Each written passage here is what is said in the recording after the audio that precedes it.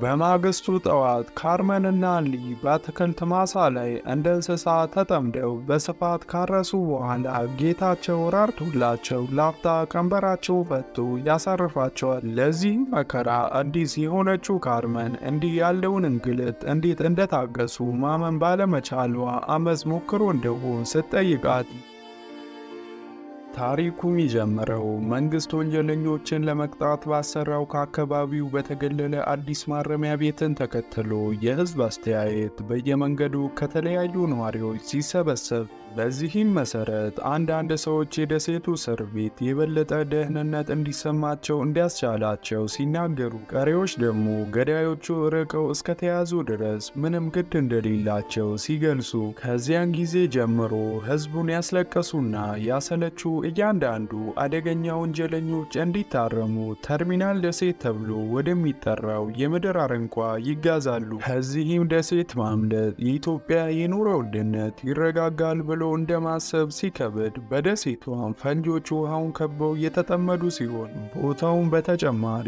በባህር ኃይሎች በስፋት የሚጠበቅ ስፍራ እንደሆነ እንረዳለን። በሌላ በኩልም ካርመን የተባለች እስረኛ ከሳምብሩኖ ማቆያ ወደ ተርሚናል ደሴት ተዘዋውራ ቀሪ ዘመኗን በዚህ ደሴት እንድትበሰብስ ተፈርዶባት ስትላክ፣ በባህር ላይም በአፍጢሙ የተደፋ አንድ አስክሬን ትመለከታለች። በመቀጠልም ወደ ተራራው ጉዞዋን ከመጀመሯ ድንጋያማ ባህር ዳርቻው ላይ ስትደርስ ሌላ መለዮ ለባሽ እስረኛ በድን አካል በአሸዋው ላይ ተመልክታ ውስጧ እንደ በሶ ይበጠበጥ ይጀምራል። በዚህም ብቸኝነትና ፍራቻ ላይ ሆና ሳለ ቦታው ጨለምለም ማለት በመጀመሩ ደሴቱ ጉያ ለመጠለል ተፍ እያለች በዛው ተራራ አናት ላይ አንድ ሰው ሲመለከታት ቆይቶ ወደ እሷ መጥቶ እስኪቀርባት ድረስ ያላየችው ካርመን ራሷን ለመከላከል መጥረቢያ ይዛ ለፍልሚያ ስትዘጋጅ፣ ነገር ግን መለዮ ለባሹ እንግዳ ሰው በእርጋታ ራሱን ሚልፎርድ ብሎ አስተዋውቆ የቀድሞ ጊዜ ዶክተር እንደሆነና አዳዲስ እስረኞችን የመቀበል አባዜ እንዳለው ነግሯል። ለዚህ ቅዝቃዜ የሚሆን የአካባቢውን ትንባሆ እንድትጠቀም ያቀርብላታል።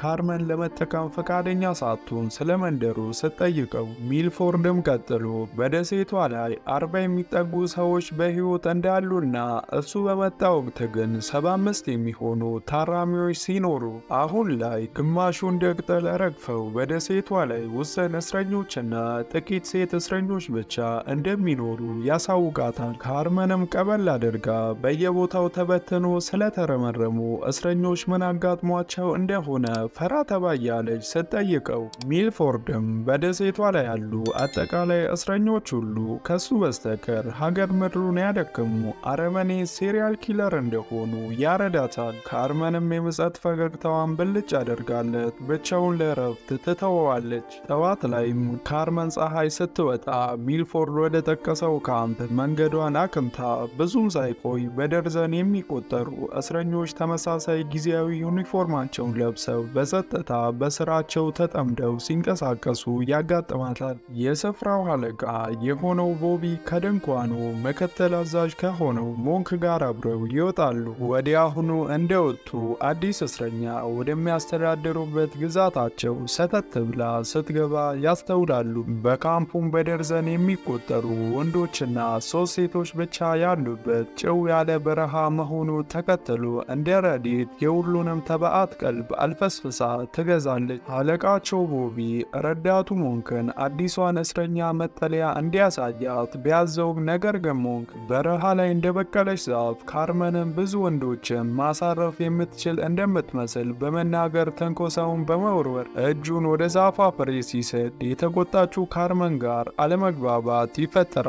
የሥራ ባልደረቦቹም ከተበተኑ ጥቂት ሰዓት በኋላ ሴቶች ወደ ትንሿ ጎጇቸው ሲመለሱ ካርመን ምንጣፋቸው ላይ ተኝታ ያገኟታል። ከመቅጽበትም አልጋዋ ላይ ሰፍራ ያለችው ካርመንን ቡኒ ጎትታ ስታነሳት ግራ የተጋባ ያልገባችው ካርመን ምን አይነት ጥፋት እንደፈጸመች አልገባ ይላታል። ሆኖም ግን ከቦኒ መኝታ ጥግ ላይ ይገባኛል ብላ ያረፈች ቢሆንም እሱም እንደማይቻል በንቀት መልኩ ያሳስቧታል። እርርድብን ያለችው ካርመን ወደ ሌላ ድንኳን ለመዘዋወር ክፍሉን ለቃ ስትወጣ ምክንያቷን ማወቅ ማይፈለጉ ሁለት እስረኞች አንጠልጥለው ይወረውሯታል። ድንኳኑ ውስጥም ካርመን ተመልሳ በማዋከብ ለምን እንደ ቁም እስረኛ አድርገው ስቃያቸውን በማብዛት እንደሚያንገላቷቸው ስትጠይቅ ሴቶችም ተራ በተራ መናገራቸውን በመጀመር ወንዶቹ የሚፈልጉ ለስራና ሴትነታችንን ለመጠቀም ብቻ እንጂ መሽ በነፃነት እንድንንቀሳቀስ ያደርጉናል በማለት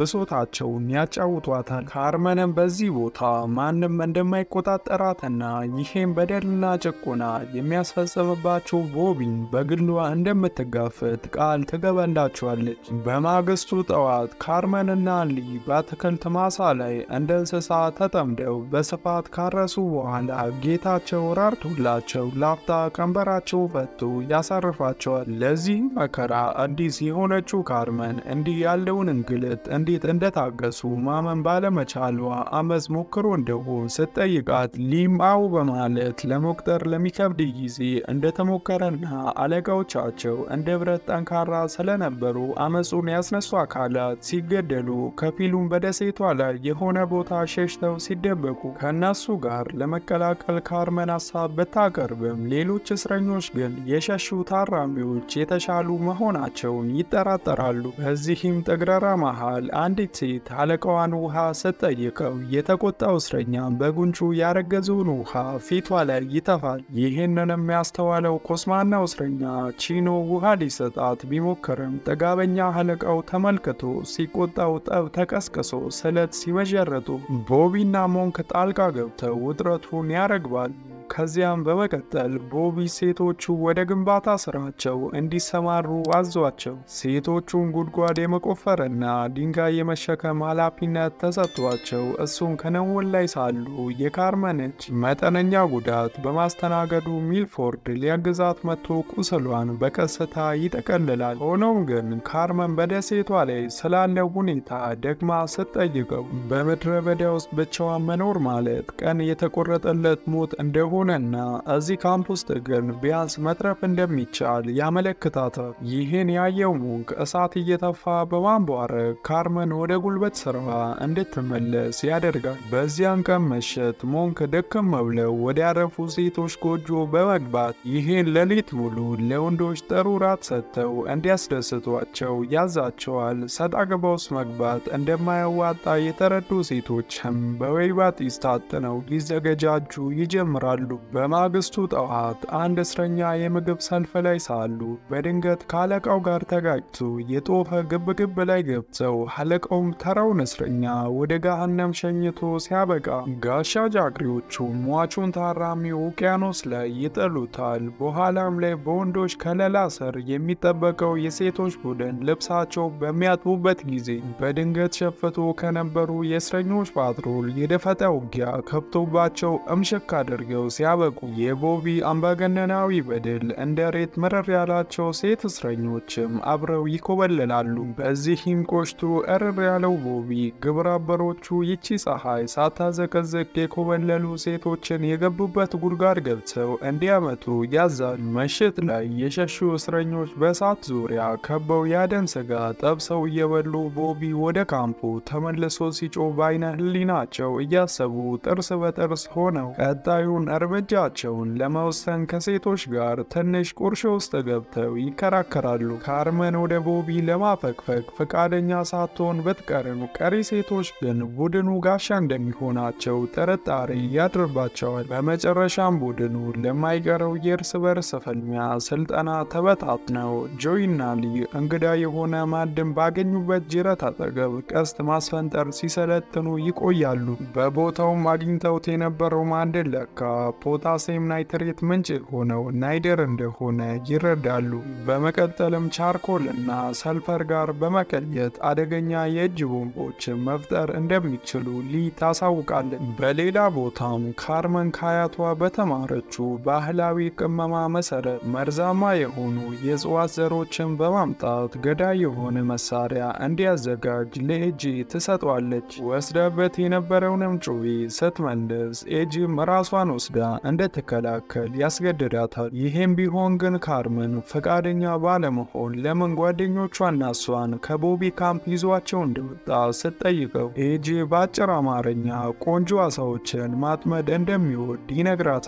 ይሄ በእንዲህ እንዳለ ቦኒ አንድ ሀበሻ የመሰለ ፈርጣማ ጎረምሳ ጋር በፍቅር ወድቃ እሱ ምግባቸውን ሲያድን ቦኒ ፍሬ ስትለቅም እንመለከታለን። ከጥቂት ቆይታ በኋላ የቦቢ አሳዦች ቡድን ኮብላዮቹ ካምፕ ላይ ቅጽበታዊ የሆነ ሽምቅ ውጊያ ከፍተው ሲያረፈርፏቸው በሕይወት የቀሩ ኮብላይ እስረኞች ተከታትለው በመፈርጠጥ ከአካባቢው ሲሸሹ፣ አንደኛው ታራሚ ግን ሞንክን ለማዘግየት ወደ ኋላ ይቀራል። ሞንክም ትንሿ ድላቸውን ለአለቃው የዘገበ ሲሆን፣ ይህ በእንዲህ እንዳለ ከሸሹ እስረኞች መሃል ክፉኛ በሆዱ ላይ ጉዳት የደረሰበት እስረኛ ኤጂ ሊታደገው ቢሞክርም ነገር ግን ዶክተሩ በጣም ዘግይቶ በመድረሱ ነፍሱ ከስጋው ተለይታ ያርፋል። ቀጣይም ቀን ቡድኑ የቀብር ስነስርዓት በመፈጸም ላይ ሆነው ስለ ወደፊት ሕይወታቸው መወያየት በመጀመር ማብቂያ የሌለው ሽሽት ሩጫ እንዳሰለቻቸውና ቦቢ እነሱን ድራሻቸውን እስካላጠፋ አደነውን እንደማያቆም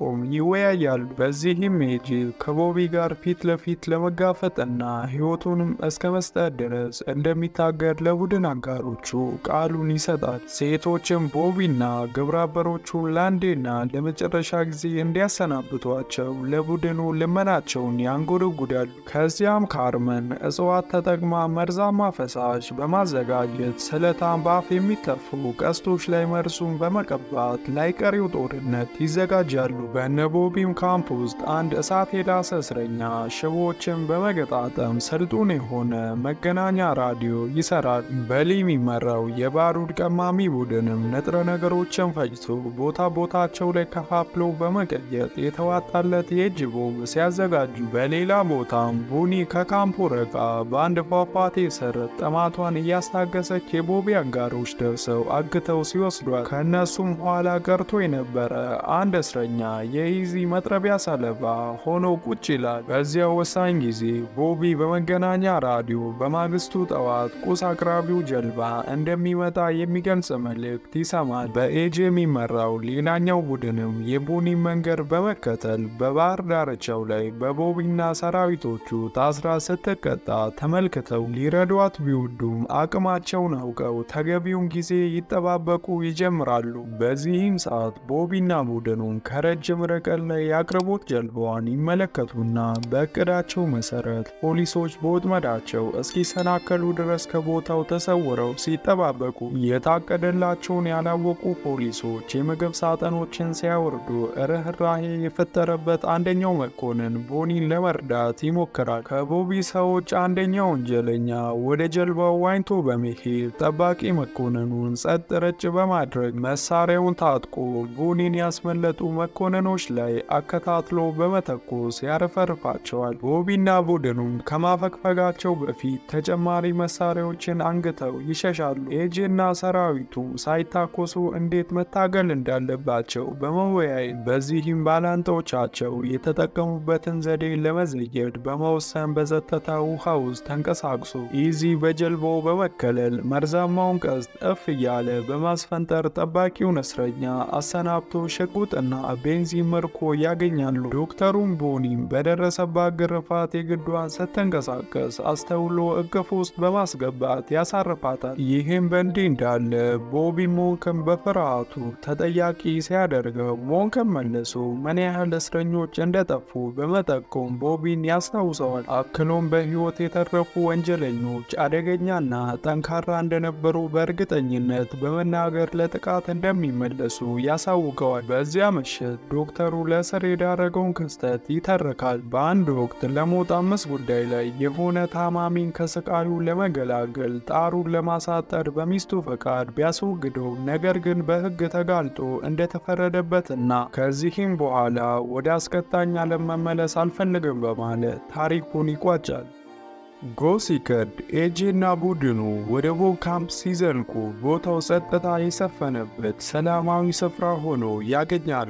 በዚህም ወጥመድ እንዳለ ጠርጥረው ራሳቸውን አረጋግተው በመቆም ወንዶች ወደ ካምፑ ሲገቡ፣ ሴቶች ደግሞ የቤንዚን ጣሳዎችን ሞልተው የእጅ ቦምቦችን ሲያዘጋጁ፣ ታይለርም ወደ ቦቢ ውሃ ማጠራቀሚያና መኖሪያ ቤት ውስጥ በሚገቡ ቱቦዎች ውስጥ ቤንዚን ሲለቅ ጥቃታቸውንም ሀ ብለው የጀመሩ መጸዳጃ ቤቱን በማጋየት በውስጡ ያለውን አንድ እስረኛ ሕይወቱ ሲቀጥፉ ሲሆን ከዚያም የእጅ ቦምቦችን ዳግመኛ ጎጆዎች ላይ ሲጥሉ ቦታው ወደ ረብሽ ይለወጣል። ቦቢና ሞንክም ካምፓቸው ድረስ የመጡ የጠላት ጦር ላይ ዶብ በመጣል ኮሎኔሉን በሳስተው ሲጥሉ በዚህ የተቆጣችው ሊ ወደ ምሽጋቸው ገስግሳ ድንኳኑን በመጠርመስ ቦቢን አምሶላው ስታፈገፈግ ዳግመኛ ተኩስ ከፍተው የጥይት ራት ሆና ትቀራለች። ሞንክም ደሞ እየዘራ ወደ ምሽጉ እየተሳበ ደርሶ ቦቢ በሩን እንዲከፍት አጥብቆ ተማጽኖ ይገባል። በዚህም ጊዜ ጆይ ለቦኒ መልእክቷን በማሳየት ቤንዚኑን እንድታቀጣጠል ብታሳውቃትም ነገር ግን ቦኒ በመራድ ደርቃ መመሪያውን ትረሳለች። የቆሰለ እስረኛም ለመርዳት ሮጣ በተኩስ መሃል ገብታ በመቁሰል ስትደፋ ዶክተሩም ራሱን አደጋ ላይ ጥሎ ያድናታል። ከዚያም በመቀጠል ወደ ቤንዚን ቱቦች በፍጥነት ደርሶ ቦቢ ወደ ያለበት ምሽግ ቤንዚን በመልቀቅ እሳቱን ይሰድበታል። ቦብ ካረፈደ ተረድቶ ወዲያውኑ ፍንዳታው ተከስቶ ሕይወቱ ታልፋለች። ከዚህ በኋላ በካምፑ ላይ ሰላም የሰፈነ ሲሆን ቦኒም ከጥቂት ወራት በኋላ የልጅ እናት እንደምትሆንና በፍንዳታው አደጋ አይነ ስውር የሆነው ሞንክ ቀለል ያሉ ስራዎች ተመድቦለት ሲያገለግል ከዕለታት አንድ ቀን የፖሊሶች ጀልባ ወደ ተርሚናል ደሴት ላይ በመቅዘፍ ደርሳ ዶክተር ሚልፎርድን በመጥራት ጉዳዩ ዳግመኛ ለማጣራት መከፈቱን ሲነግሩት ሚልፎርድ ራሱ ሚልፎርድ በመባል የሚታወቀው ሰው ሞቷል በማለት ለመመለስ ፈቃደኛ ሳይሆን ይቀራል። በመቀጠልም ሌሊ ቤቱ ይሄ እንደሆነ ገልጾላት አንዲት አዲስ ሴት እስረኛ ከጀልባ ስትወርድ በባህር ዳርቻው ላይ ሚልፎርድና ሊ ወደ ተርሚናል ደሴት ይቀበሏታል። ይህችን ሴት እየገባች ያለችውን ዓለም ሳታውቅ ራሷን ዳና ብላ ስታስተዋውቅ እያየን ታሪካችን ያበቃል።